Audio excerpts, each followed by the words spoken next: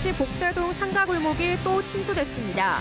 일주일에 벌써 세 번째인데 늦어지는 배수 공사가 화근이었습니다. 차 없는 도청 정책이 공직사회 주차 갈등으로 번지고 있습니다. 간부에게 편중된 주차면 제정을 바로잡자는 요구가 터져나왔습니다. 제천국제음악영화제가 엿새간의 일정을 마치고 폐막했습니다. 영화제 무대를 도심으로 옮기면서 많은 관객이 다녀갔습니다. 여러분 안녕하십니까? 계속해서 뉴스투데이 충북 소식입니다. 지난주 두 차례나 침수됐던 청주시 복대동의 상가 골목이 40mm 비에 또 물에 잠겼습니다. 인근에 하수관로 공사가 진행되면서 배수가 제대로 되지 않은 건데요. 주민들이 뿔났습니다. 김은초 기자의 보도입니다.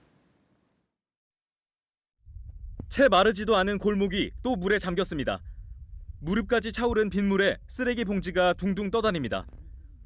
일주일 사이에 물난리를 겪은 게 이번이 벌써 세 번째입니다. 이거 봐, 여기 금방 차잖아. 두 차례 물난리를 겪은 주민들은 가게 입구마다 비닐을 덮고 포대를 쌓았지만 소용없었습니다. 3차 피해를 우리 자체적으로 막아보자.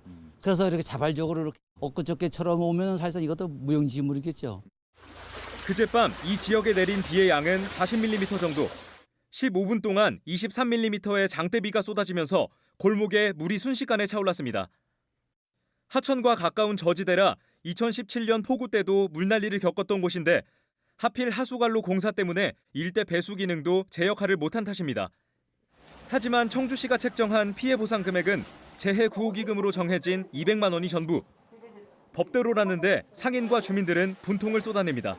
음식에 며칠 동안 장사 못한 거에 손님 그날 물난리 났을 때 모든 재료들이 나가고 나서 200만 원을 갖고서 그걸 갖다 뭐 보상이라고 이렇게 말씀하시는데 침수 피해를 힘들게 복구했지만 금세 반복된 물난리. 상인들은 앞으로 어떻게 장사를 다시 시작해야 하는지, 앞으로 비가 내리면 또다시 물에 잠겨야 하는지 묻고 있습니다. MBC 뉴스 김은초입니다. 세 번이나 침수된 청주 복대동은 5년 전 폭우 때도 큰 침수 피해를 입었던 곳입니다. 똑같은 피해 없게 하겠다며 우수관로 정비 등 다양한 공사를 진행 중이었는데 5년 동안 마무리하지 못한 이 공사가 오히려 침수를 부추기게 됐습니다. 이채연 기자입니다. 지난 10일 새벽부터 세 번이나 침수된 복대동 일대 집안은 주변보다 1.5m나 낮아 물이 쏠릴 수밖에 없는 깔때기 구조입니다. 이 지점에서 하천은 범람하기 일수, 수위보다 낮은 우수관은 무용지물입니다. 5년 전 이곳을 포함해 비하동 일대가 수해로 24억 넘는 침수 피해를 본 뒤 청주시는 이듬해부터 439억 원을 쏟아부어 먼저 우수관로를 2배 이상 넓히는 공사부터 시작했습니다. 툭하면 범람하는 가경천 인근 지점을 피해 낙수차가 있는 하류 지점으로 배출구를 옮기겠다는 구상이었습니다. 그러나 이번 폭우 당시 침수 지점 주변 공사는 공정률 90%. 2019년 착공 이후 8.7km 관로 공사를 진행하는 과정에서 도시가스며 통신관로 이설에 교통 통제 문제까지 이런저런 이유로 추진이 더뎌졌던 겁니다. 이런 상황에서 청주시의 대책은 양수기 2대가 전부였습니다. 갑작스러운 비에 대비해서 양수기, 5톤 양수기를 대비하고 있었습니다. 수위가 상승하면 기존 하수관이 배수 기능이 수월하지 않기 때문에 최단 기간 수위 상승에 대해서 대비하지 못했던 것 같고요. 반면 똑같이 상습 침수 구역이었던 비하동 일대는 앞서 주요 관로 정비 공사가 끝나 피해가 거의 없었습니다. 상인과 주민들은 이달 안에라도 또 비가 쏟아지면 속수무책으로 지켜만 보고 있어야 할 판이라며 울분을 터뜨리고 있습니다. 17년도에 저희가 큰 액수의 피해를 입고 정말 힘든 시간을 보냈는데 또 다시 전혀 나아지지 않은 똑같은 상황이 발생하고 또 피해를 입으니 그런 부분이 너무 속상합니다, 저희가. 청주시는 이제서야 이달 안으로 주요 우수관로 공사를 마무리하고 내년 6월까지는 복대지구 전체에 대한 침수 예방 사업을 마무리하겠다고 밝혔습니다. MBC 뉴스 이채연입니다. 이른바 차 없는 도청으로 촉발된 도청 공무원들의 반발이 갈수록 확산하고 있습니다. 노조가 1,600명에 달하는 전 직원을 대상으로 설문조사를 시작했는데 이참에 간부들에게 편중된 주차면 배정 문제도 바로잡자는 요구가 터져나오고 있습니다. 가뜩이나 불만이 많았던 공직사회에 신임 지사가 기름을 부은 모양새입니다. 정재현 기자가 취재했습니다. 차 없는 도청 시범 운영 마지막 날, 충청북도는 전면 시행 유예를 발표하면서 이런 평가를 내놨습니다. 각계각층의 의견을 수렴한 결과 방문 민원인은 주차난 해소에 필요하다는 긍정적 평가와 민원인 설문조사를 근거로 삼았는데 정작 불편을 겪은 직원들에겐 의견을 묻지 않았습니다. 도청 공무원 노조가 외청을 포함한 전 직원을 대상으로 조사에 나선 이유입니다. 차 없는 도청에 대한 찬반을 넘어 차가 꼭 필요한 이유와 셔틀버스 이용 계획, 지사가 주장하는 의견 수렴이 실제 있었는지까지 문항에 넣었습니다. 주차장이 텅 비어 있었기 때문에 당연히 편리하지 않았나 이렇게 보이거든요. 차 없는 도청 시범 운영에 의한 하나의 명분을 만들기 위한 어떻게 보면 여론 조작적인 그런 설문조사가 아니었나. 기왕 의견을 취합하는 김에 간부들에게 편중된 주차면 배정 문제까지 함께 손보자는 목소리도 커지고 있습니다. 도 본청 직원 1,200여 명 가운데 청사 내 외부에 주차면을 배정받아 무료 주차가 가능한 건 절반 조금 넘는 640명. 충청북도는 부서별 인원수에 따라 주차면 수를 배정하면 실제 누가 쓸지는 부서에서 결정한다면서도 직급이 아닌 장거리 거주자 등 교통약자를 우선한다고 설명했습니다. 정말 그럴까? 직급별 배정 비율을 따져봤더니 국과장급은 10명 중 8명이, 팀장급은 10명 중 6.6명이 배정받은 반면 그 아래 주무관들은 채 절반도 배정받지 못한 것으로 확인됐습니다. 심지어 주차면을 배정받은 직원들끼리도 직급에 따라 큰 차이가 났습니다. 청사 내에 배정받은 사무관 이상 간부 공무원은 전체의 절반을 넘는 반면 주무관들은 14.6%에 불과했습니다. 간부 공무원의 교통 약자 비율이 주무관들보다 3.5배나 많은 겁니다. 실제적으로는 실장님이나 과장님들 간부급 위주로 배정되는 경우가 더 많습니다. 원거리 출퇴 근자 그리고 출장이 많으신 분들이 우선 배정이 되고 나머지는 추첨을 통해서 하는 것도. 배정도 배정이지만 외부 주차장 주차비로 올해에만 4억 원이 쓰이는 등 해마다 수억 원의 예산을 투입해야 하는 것도 해결해야 할 숙제입니다. 주차 공간이 시급하다는 직원들에게 주차장을 비워 문화와 공연을 누릴 공간을 주었다고 자랑한 도지사. 차 없는 도청 전면 폐기 요구에 더해 주차면 재배정, 예산 효율성 문제까지 숙제를 잔뜩 떠안게 됐습니다. MBC 뉴스 정재영입니다. 제18회 제천국제음악영화제가 엿새간의 일정을 마치고 폐막했습니다. 코로나로 위축됐던 지지난해와 달리 이번에는 모든 행사가 정상적으로 치러졌고 무엇보다 메인 무대를 청풍호반에서 제천 도심으로 옮겼습니다. 물 만난 영화, 바람난 음악이라는 캐치프레이즈답게 올해도 어김없이 비가 큰 차질을 졌는데요. 더욱 철저한 대비가 필요할 정도인데 내년에는 개최 시기 조정도 논의될 전망입니다. 이승준 기자가 보도합니다. 제천 국제음악영화제의 대표적 음악 프로그램인 원썸머 나잇. 장대비에 출연진과 관객이 흠뻑 젖었지만 열기는 좀처럼 식을 줄 몰랐습니다. 공연 시작 2시간여가 지나자 비에 젖은 관객들이 하나둘 자리를 떠났지만 역대 가장 많은 관객이었습니다. 그나마 온몸이 젖어도 공연을 볼 수 있으면 다행이었습니다. 전날 영화제 사상 처음 시도한 필름 콘서트는 예정 시각보다 늦게 시작했으나 결국 폭우에 중단했습니다. 해마다 비 때문에 어려움을 겪던 영화제는 방향 전환을 시사했습니다. 올해 하다 보니까 이 비 때문에 비와의 그 투쟁이었습니다. 그래서 내년에는 조금 시기를 조금 늦추는 방향, 이것도 함께 고려해 보려고 합니다. 접근성과 대중성을 위한 제천 도심으로의 이동도 성공적이었습니다. 영화제 시작과 함께했던 수려한 경관에 청풍 호반은 없었지만 잘 단장된 의림지를 배경으로 한 무대와 수천 수만을 수용할 수 있는 비행장 무대는 좋은 대안이었습니다. 네, 새로 준비한 프로그램들도 다 반응이 좋았고 일단 시내권으로 옮긴 것도 뭐 스스로 평가하기에는 크게 문제가 없었던 걸로 평가하는데 힘겹게 제자리로 돌아온 만큼 영화제 내실도 확고히 했습니다.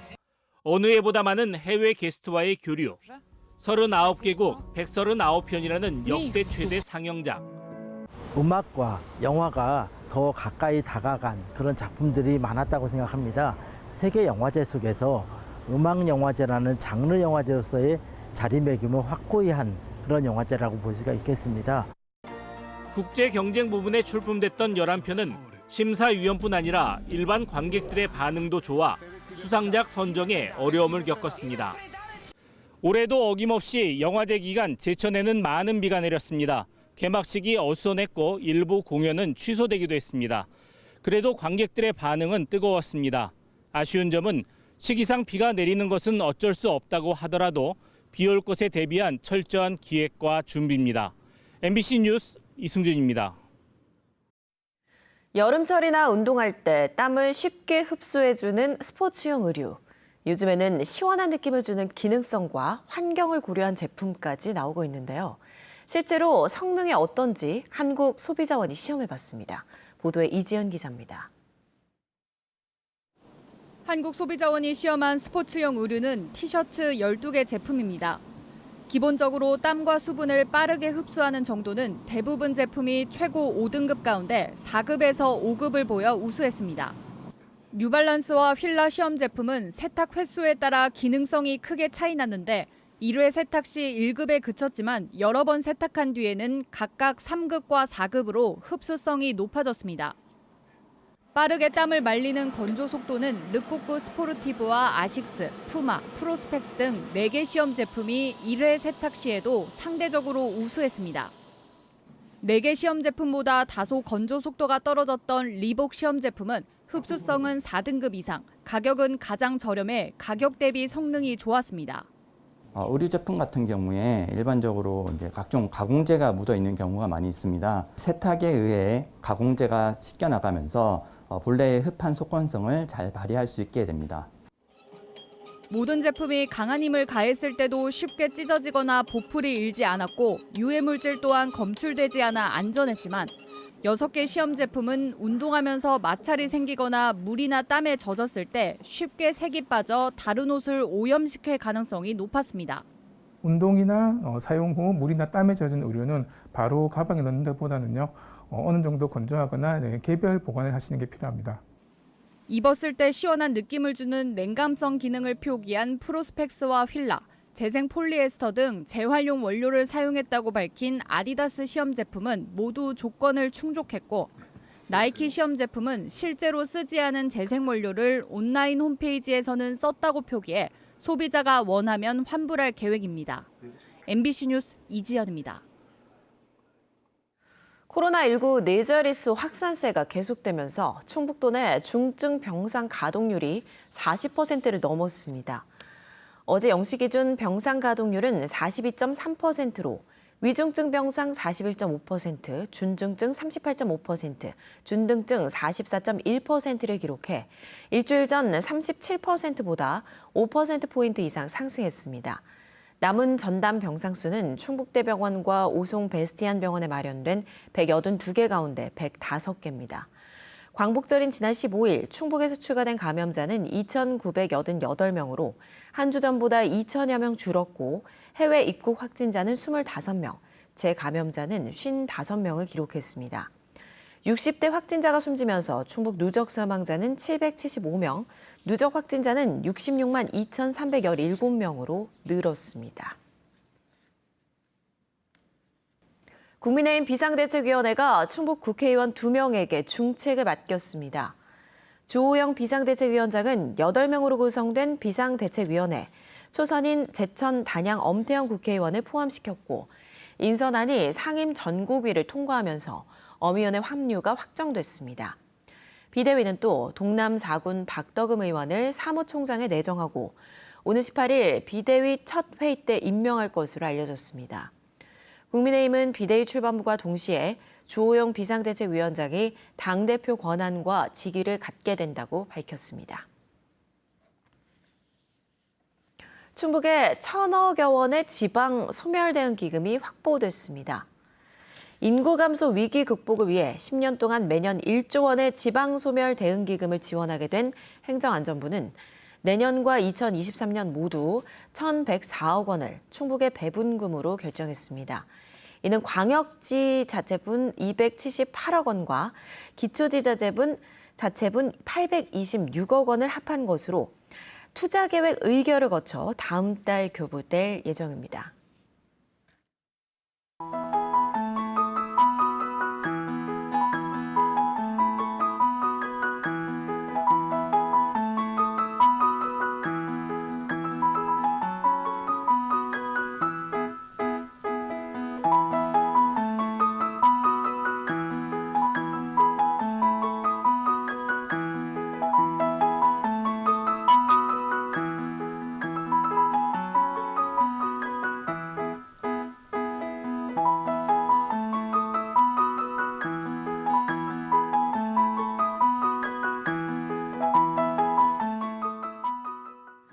충청북도가 장학금을 받는 대신 도내 지방의료원에서 2년간 의무 복무할 공공간호사를 모집합니다. 지난 3월에 이은 두 번째 모집으로 인원은 청주의료원 5명, 충주의료원 8명 등 13명입니다. 지원 대상은 올해 4학년에 재학 중인 간호학과 학생으로 타 지역 거주자라도 충북에 전입해 2년 이상 거주하겠다는 확약서를 작성하면 가능합니다. 해마다 되풀이되는 간호 인력 부족 문제를 해결하기 위한 제도로 선발되면 장학금 800만 원을 지급하며 지난 1차 모집에서는 도내외 간호학과 재학생 27명이 선발됐습니다. 음성군이 2025년 충북 혁신도시에 개원하는 국립소방병원과 연계해 종합발전계획을 마련합니다. 음성군은 소방병원과 연계한 장기요양병원이나 연고소 등을 유치하고 첨단 소방산업 복합 클리스터를 육성하기 위해 국립소방병원 연계 종합발전계획 수립을 발주했습니다. 군 관계자는 일반적인 광범위한 지역개발이나 도시개발 방식이 아닌 지역 특성을 반영해 소방병원과 연계한 주변 개발과 소방산업 육성할 방침이라고 밝혔습니다. 공급량의 절반 가까이 누수되던 단양 지역 낡은 상수관로가 일제 정비됩니다. 단양구는 환경부 상수관로 정비 지원 공모에 선정돼 내년부터 2026년까지 5년 동안 국비 126억 원 등 모두 252억 원을 들여 단양읍과 영춘면 등 평균 유수율이 50%대인 6개 권역 33.5km의 상수관로를 교체합니다. 또 나머지 전체 관로에 대해서도 누수 탐사와 복구 사업을 진행하기로 했습니다. 단양구는 이번 사업으로 연간 37만 톤의 누수를 막아 연간 10억 5천만 원의 생산 비용을 절감할 수 있을 것으로 내다봤습니다. 기존 버스 노선과 대중교통 사각지대를 잇는 도시형 교통 모델 버스가 청주 흥덕구청에 추가 투입됩니다.